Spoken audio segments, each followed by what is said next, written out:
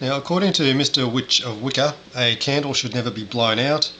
I find that quite bizarre, because if you're working with wind magic or air magic, of course you'd probably want to blow it out. If you're working with fairy or fae magic, possibly even rainbow magic, also probably very, very compatible with blowing out a candle. He seems to think it's very rude to do that, but if you want to blow it out, blow it out. If you want to snuff it, snuff it.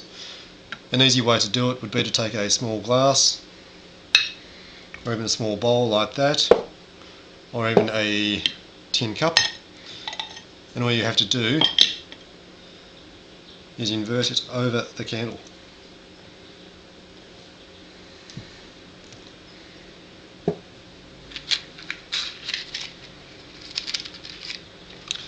Incidentally, I'm using a box of safety matches.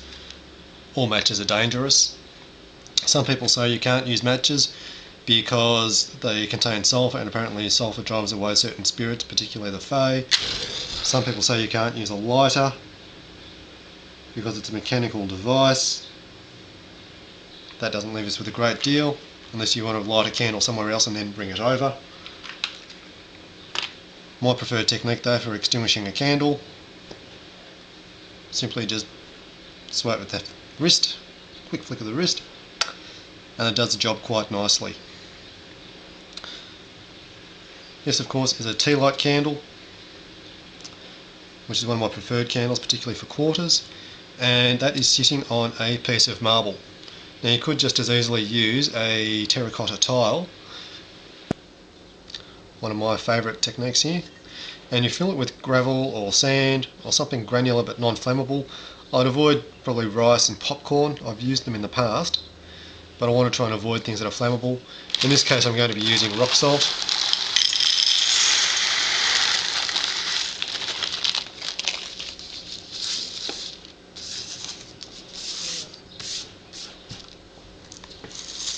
And ordinarily I'd probably fill it right at the top.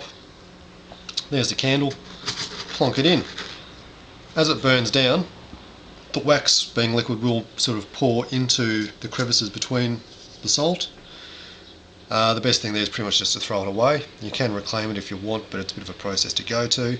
Another technique I would use, probably not for the salt but certainly for gravel, is to put them in the bottom of flower pots when you're planting things up, and that way the any intention that's caught up in the wax and the gravel will also go into the plant. Probably won't biodegrade, but it will degrade to a degree. You can also use that for incense. Another incense technique I know I've mentioned before is to take your metal rule and just put the incense in like that. Hopefully that way it'll catch on the rule. If you've got a wider ruler, such as a 1 foot rule, it'll probably be a little bit better than using this one, just so I can pick up any ash that's likely to fall off. And once again, I'd be inclined to use that on the marble just because it's a non-flammable surface.